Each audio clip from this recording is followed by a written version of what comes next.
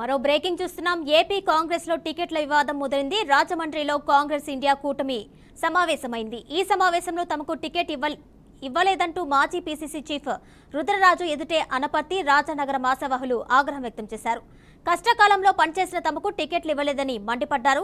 గిడుగు సమక్షంలో పార్టీ టికెట్ల కోసం డిమాండ్ చేయడంతో ఇప్పుడు హస్తం పార్టీలో హాట్ టాపిక్ గా మారింది.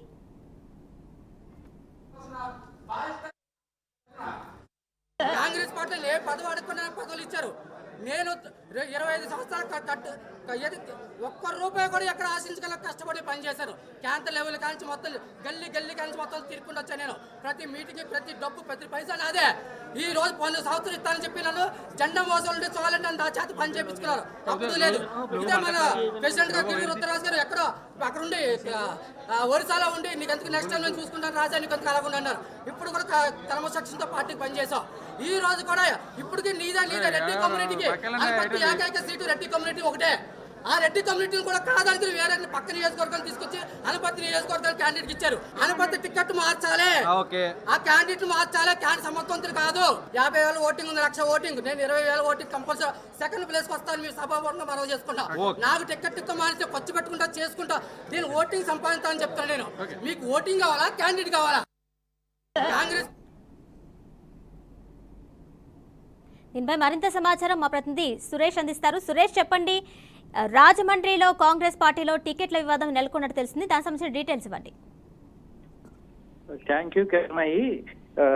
రాజమండ్రిలో జరిగిన కాంగ్రెస్ పార్టీ ఆత్మీయ సమావేశం పూర్తిగా రసాబస్గా మారిపోయిందని చెప్పుకోవచ్చు. ఎందుకంటే కాంగ్రెస్ పార్టీ ఇప్పుడే జవసత్వాలతోటి పిసిసి ప్రెసిడెంట్ గా షర్మిల జాయిన్ అవడంతో కాంగ్రెస్ పార్టీలో నూతన ఉత్తేజం వచ్చిందని చెప్పుకోవచ్చు. ఈ నేపథ్యంలో టికెట్ వ్యవహారం కూడా గతం నుంచి కూడా పార్టీని కాంగ్రెస్ పార్టీ అంటిపెట్టుకుని ఎన్నో సంవత్సరాలుగా పార్టీ అధికారంలోకి ఉన్నా లేకపోయినప్పటికీ రాష్ట్ర విభజన సమయంలో కూడా కాంగ్రెస్ ని అంటిపెట్టుకున్న సీనియర్లను కాదని చెప్పి కొత్తగా పార్టీలోకి వచ్చిన వాళ్ళకి కేటాయించారని, ప్రధానంగా అనపర్తి నియోజకవర్గానికి సంబంధించి అలాగే రాజానగరానికి సంబంధించిన అభ్యర్థుల కేటాయింపులో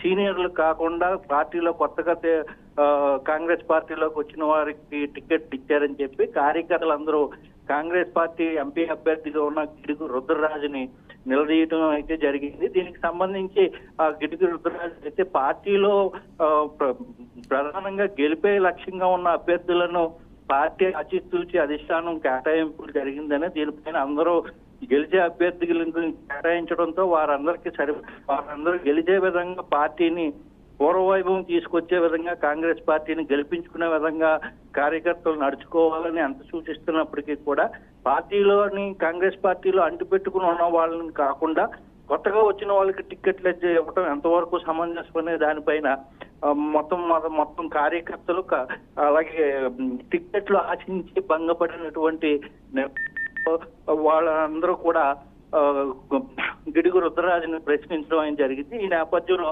ఆత్మీయ సమావేశం వల్ల రసాబసగా మారిపోయి తీవ్రమైనటువంటి వాగ్వివాదాలతోటి అలాగే ఆయా నియోజకవర్గాలకు సంబంధించి తూర్పుగోదావరి జిల్లాకు సంబంధించి పార్లమెంట్ పరిధిలో ఉన్నటువంటి అన్ని నియోజకవర్గాల కార్యకర్తలందరూ కూడా తమకు చెప్పి సూచించిన వారికి టికెట్లు ఇవ్వాలని చెప్పి గెలిచే అభ్యర్థులకే టికెట్లు ఇవ్వాలని రుద్రరాజు పైన వాగ్వివాదానికి దిగారు. ఈ నేపథ్యంలో పార్టీ అధిష్టానంతో చర్చించి తిరిగి దీనిపై కూలంకషంగా చర్చించుకుందామని గిడుగు రుద్రరాజు చెప్పడంతో కొద్ది పరిస్థితి అయితే